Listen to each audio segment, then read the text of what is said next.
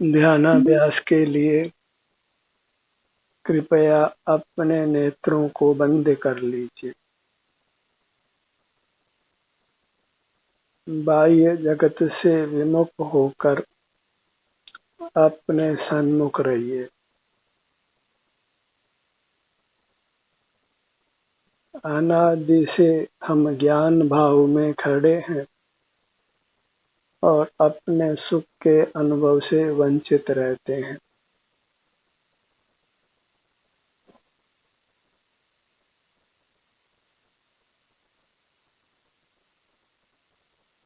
जहाँ ज्ञान भाव में खड़े हैं वहाँ फिर राग द्वेष मोह की उत्पत्ति होना सहज है। और राग द्वेष मोह से जीव मानसिक दुख का अनुभव करते हैं, वैश्विक दुख का अनुभव करते हैं।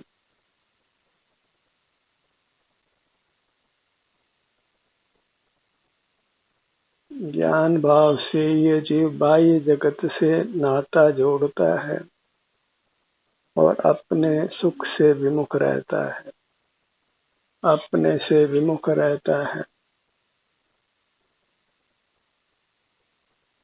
सारे ही जीव लोग को ज्ञान करना अच्छा लगता है, बहिर्मुख रहना अच्छा लगता है। इसीलिए वे अनादि से संसार में परिभ्रमण कर रहे हैं। ज्ञान भाव के निरोध के बिना आनंद का अनुभव होना संभव है, क्योंकि ज्ञान और आनंद का सहभावीपना नहीं है। जहाँ ज्ञान में खड़े होते हैं वहाँ फिर आनंद का अनुभव नहीं होता, और जहाँ अपने आनंद का अनुभव होता है तो फिर वहाँ बाह्य जगत का ज्ञान नहीं होता।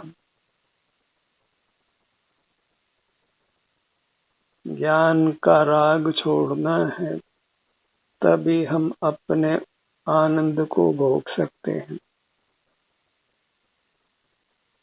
ज्ञान के द्वारा हम मूर्त पदार्थों को ही उपलब्ध करते हैं, उनको ही देखते जानते हैं, नाना प्रकार से उनको ही उपयोग में लेते हैं, और मूर्त पदार्थ सुख स्वभावी नहीं है।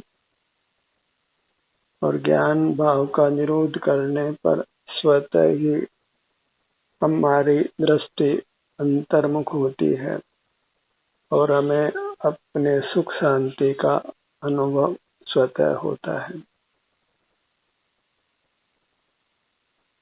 मोक्ष मार्ग का सारा ही पुरुषार्थ ज्ञान के निरोध रूप है, और सारा ही जगत ज्ञान के पक्ष में है।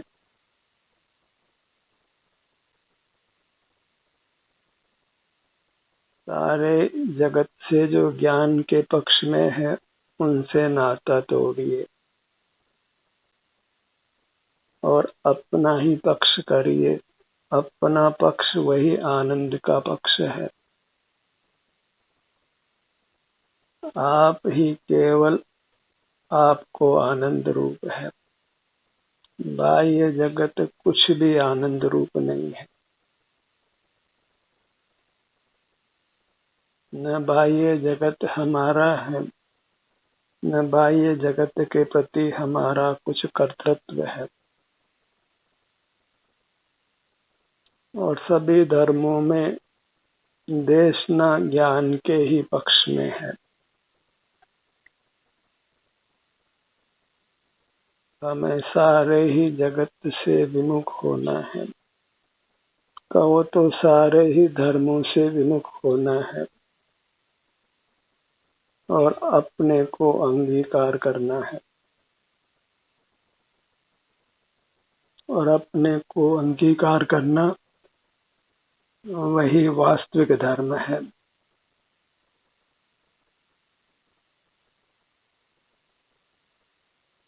अपने को पा लेना, अपना ही संवेदन करना, अपने तक ही सिमट जाना, अपने ही महिमा में लीन रहना, आपके लिए आपके समान विश्व में दूसरा कोई पदार्थ नहीं है। दूसरे को महत्व देना ही अपना अपमान करना है। दूसरे की अंगुली को बड़ी करना अपनी अंगुली को छोटा करना है। जगत को देखना ही नहीं है।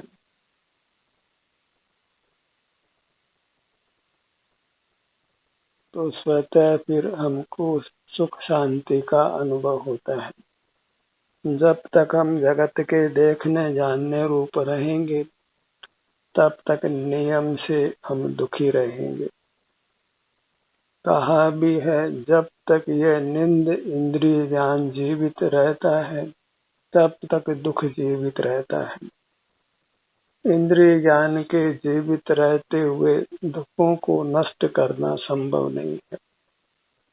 और सारा ही ज्ञान इंद्रिय ज्ञान रूप है। वह मूर्त काया की सहाय से ही होता है। बिना नेत्रों के दिखाई नहीं देता, बिना कानों के सुनाई नहीं पड़ता। जितना भी ज्ञान है वह सब इस मूर्त की पराधीनता से है, इंद्रिय ज्ञान है।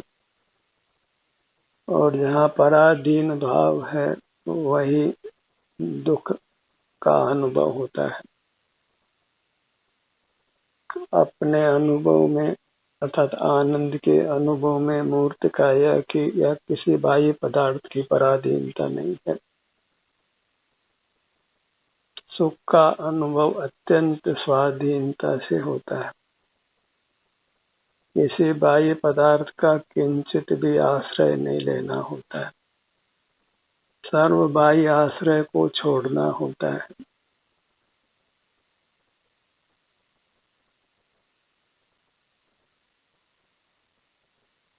अपना मुख अपनी ओर रखिए, यही पुरुषार्थ है।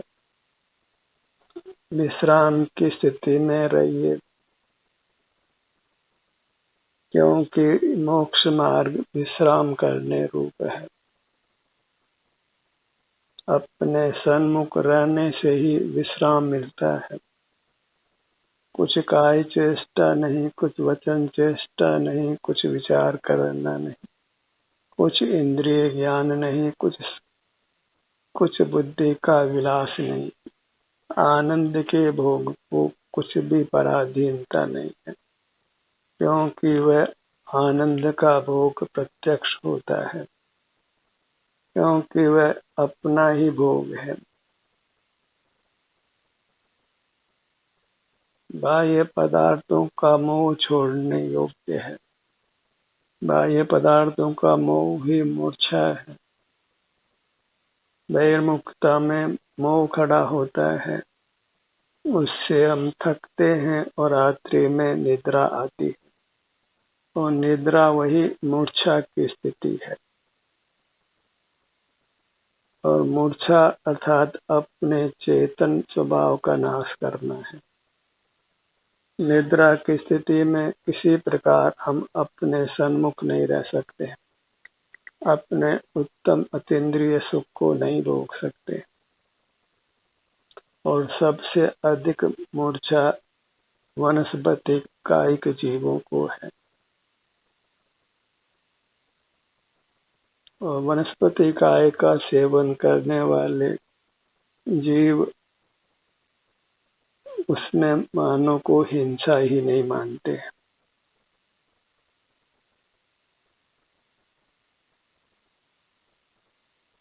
सर्व हिंसा से विरत रहना है, आहार से विरत रहना है, तो उसका एकमात्र उपाय जगत से विमुख रहना है।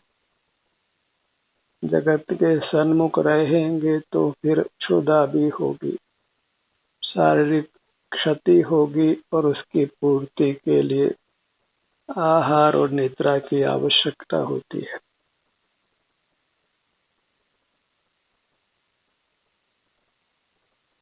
बहिर्मुख जीवों को आहार, निद्रा और काम का सेवन सहज है। और उसी का नाम संसार है। इसलिए यदि धर्म करना इष्ट है, उत्तम सुख का अनुभव करना इष्ट है, तो देखना जानना बंद कीजिए, इंद्रिय ज्ञान का निरोध कीजिए, अपने को ज्ञान स्वभावी मानना बंद करिए। यदि उसको स्वभाव माना जाएगा तो फिर आप ज्ञान का निरोध नहीं कर सकेंगे, फिर मोक्ष मार्ग का प्रारंभ ही नहीं होगा। अपने को आनंद स्वभावी मानिए। आनंदम ब्रह्मणो रूपम, मैं आनंद मात्र हूँ। अनादि से मूर्त का संबंध है, इंद्रियां है और इंद्रिय ज्ञान है, उसी से हमारा आनंद रुका हुआ है और संसार पूर्वक ही मोक्ष होता है। इंद्रिय ज्ञान होता है अनादि से और उसका निरोध कर ही जीव परमात्मा होता है।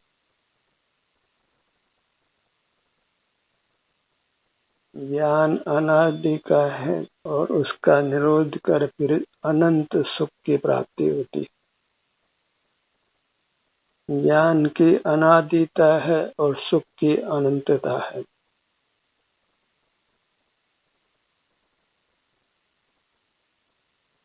ज्ञान के निरोध से ही मोक्ष मार्ग प्रारंभ होता है। वही एक कट ऑफ पॉइंट है जहाँ से जीव अबाउट टर्न करता है। ज्ञान का मुख बाहर है और आनंद का मुख बाहर नहीं है, क्योंकि आनंद बाहर नहीं है। ज्ञान का निरोध करते ही आनंद का अनुभव होने लगता है। जीव अपने आप से ही संयुक्त होता है, वही स्वाधीनता है, वही मोक्ष मार्ग और मोक्ष का स्वरूप है। भगवान को सर्वज्ञ सर्वदर्शी देखना योग्य नहीं है, फिर कभी भी आप मोक्ष मार्ग को प्राप्त नहीं कर सकते। जब आपका आदर्श ही सारी दुनिया को देखता है तो फिर आप दुनिया को देखना कैसे बंद कर सकते हैं। परमात्मा को बस अपने आनंद का भोगता देखिए, तब आप भी अपना आनंद भोग सकेंगे। परमात्मा के स्वरूप का निर्धारण करिए, क्योंकि हर व्यक्ति किसी न किसी रूप में परमात्मा की उपासना करता है, उसको अपना आदर्श बनाता है।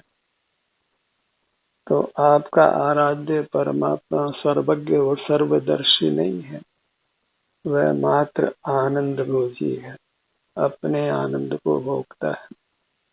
वह इंद्रियातीत है, मूर्त पदार्थों को जानने वाली इंद्रियों का, मूर्त काया का उन्होंने अभाव किया है। पुनर्जन्म से वे मुक्त हुए हैं और पुनर्जन्म से मुक्त होने के लिए इंद्रियों के रहते हुए ही उन्होंने इंद्रिय ज्ञान करना बंद किया है।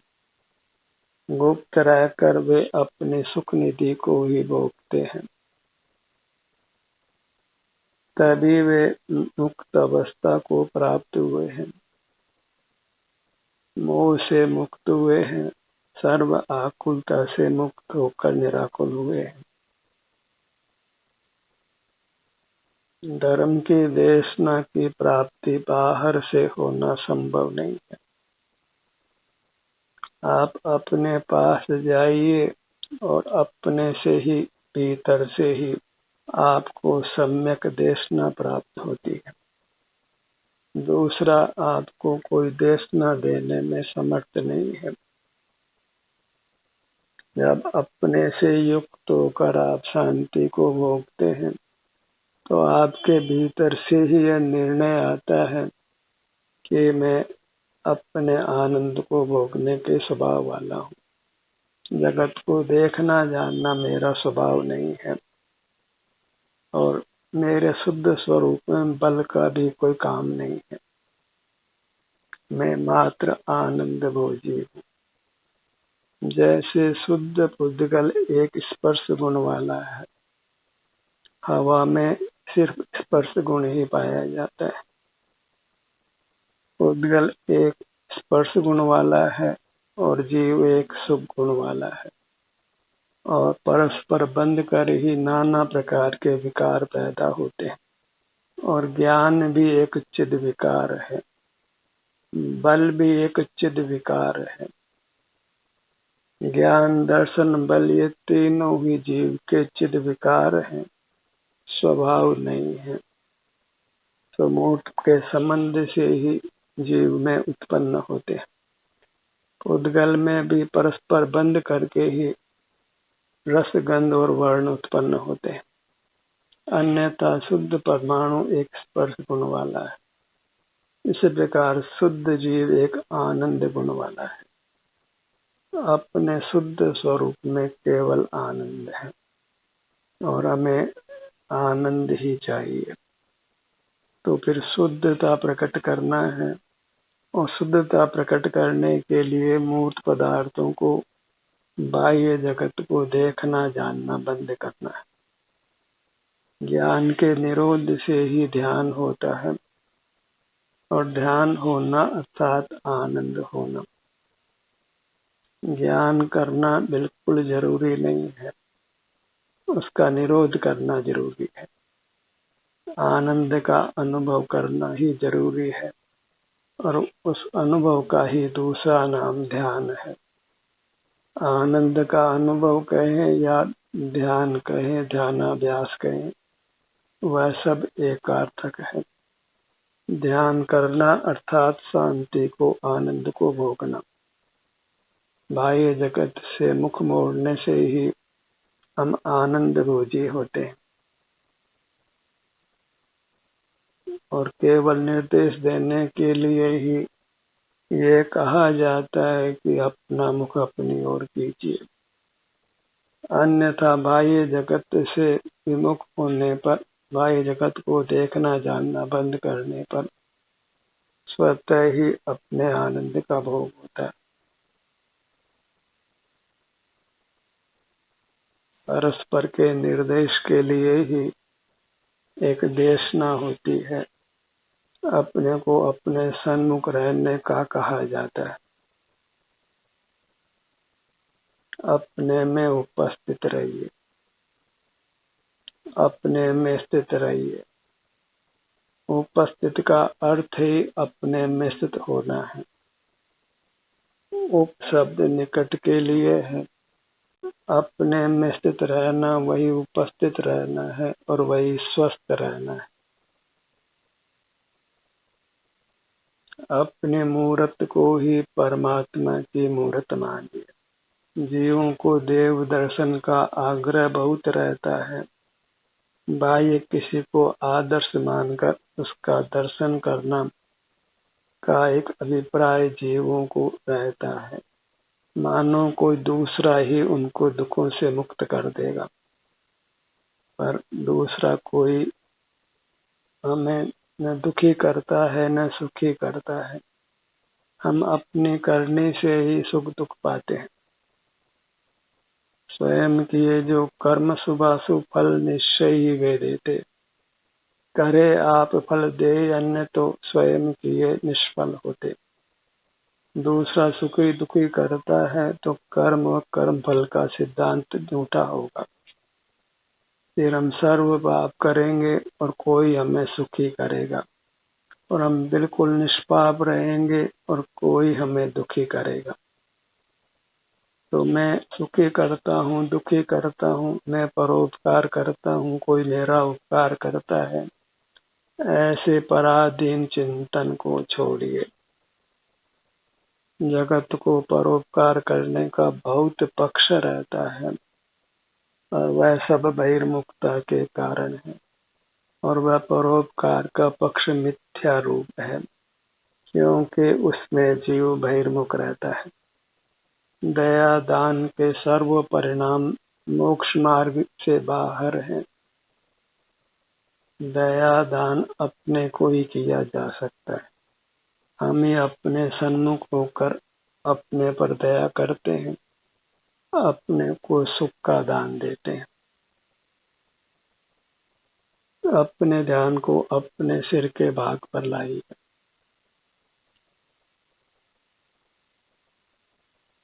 जब हम ज्ञान का निरोध करना प्रारंभ करते हैं, तब भी कोई संपूर्ण ज्ञान का निरोध एक साथ नहीं हो पाता है। तो जितने अंशों में ज्ञान जीवित रहता है, उतने अंशों में दुख भी जीवित रहता है। ध्यानाभ्यास प्रारंभ करते ही सर्व दुखों का नाश हो जाएगा, ऐसा चिंतन, ऐसी मान्यता योग्य नहीं है, क्योंकि मोक्ष पद मिलता धीरे धीरे। जितना जितना हम ज्ञान का निरोध करते जाते हैं, उतना उतना ही हम दुखों से मुक्त होते हैं, उतना उतना ही हमें सुख की प्राप्ति होती है। और ज्ञान का निरोध करना एकदम संभव नहीं हो पाता है। सने सने ही हम बहिर्मुखता को छोड़ पाते हैं, तो सने सने ही हमारा सुख वृद्धिगत होता है। और जब तक पूर्ण सुख को प्राप्त नहीं कर लेते, तब तक दुख भी आ खड़ा होता है। तो दुख का होना कोई आश्चर्य नहीं है, क्योंकि हम बहिर्मुखता का ज्ञान का निवारण तत्काल ही नहीं कर पाते। धीरे धीरे इंद्रिय ज्ञान पर विजय होती है। अपने ध्यान को अपने ललाट भाग पर लाइए।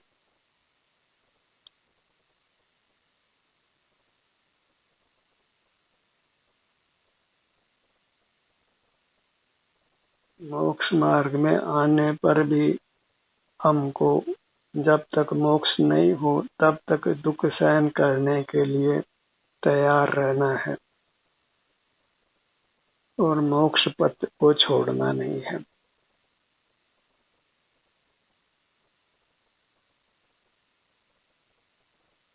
अपने ध्यान को अपने भ्रूमध्य पर लाइए।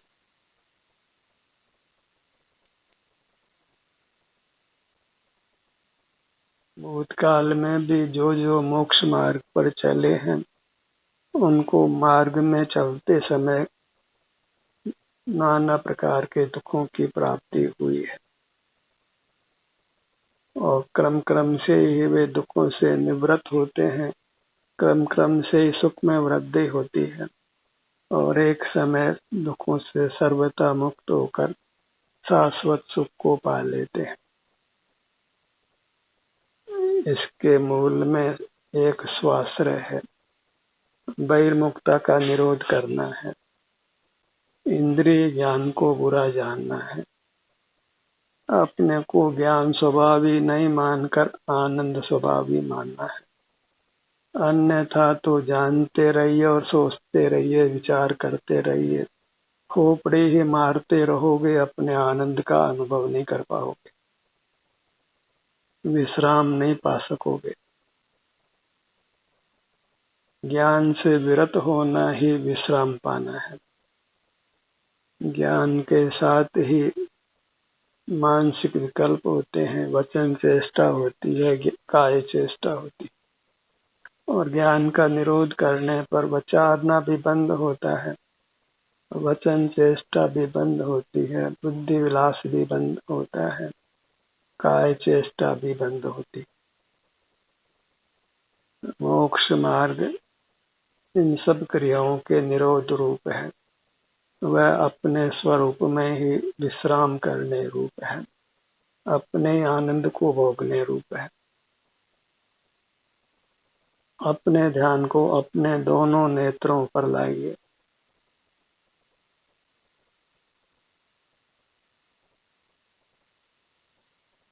सब कुछ उत्तम समझ अपने सन्मुख होने से आती, और जब हम अपने में स्थित रहते हैं, तो उस समय फिर समझ का व्यापार भी नहीं है।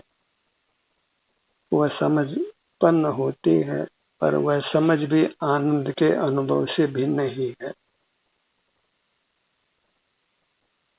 अपने ध्यान को अपने दोनों कानों के भाग पर लाइए।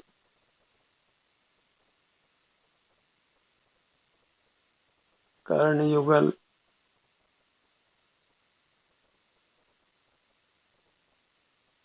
पेट से पांव तक जो हमारी अमूर्त मूर्त है, इसमें देवत्व की स्थापना करना अत्यंत जरूरी है। इसी को गुरु मनाना है, इसी को शास्त्र मानना है, इसी के सन्मुख रहना वही शास्त्र स्वाध्याय है, इसी में विचरण करना वही तीर्थ भ्रमण है, तीर्थ यात्रा है। अपने जितने अंग उपांग हैं उतने ही तीर्थ हैं, उससे न एक कम है न एक ज्यादा है। सिर से पांव तक इसी को चैत्य मानिए, इसी को चैत्यालय मानिए और इसी को चेतना वही सुख को भोगना है।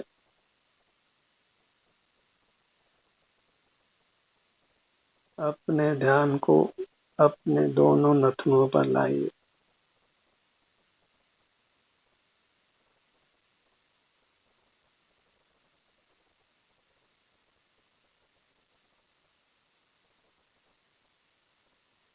देव संसार पूर्वक ही मुक्त होता है और उसकी अंतिम अवस्था मनुष्याकार होती है, क्योंकि वह मनुष्य देह पाकर ही बाह्य ज्ञान से अपने को विमुख कर मुक्त दशा को प्रकट करता है और अंतिम मनुष्याकार में ही उसकी अमूर्त काया फिर अनंत काल तक रहती।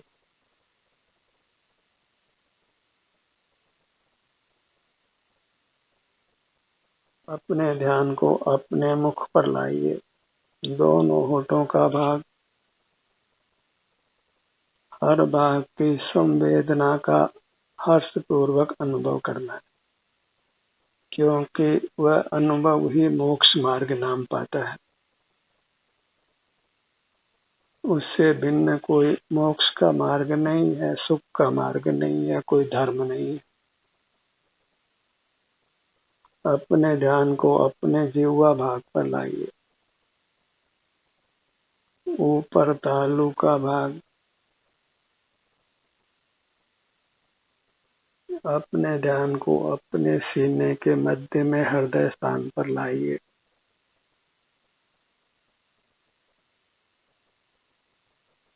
पेट के मध्य में नाभि स्थान पर लाइए।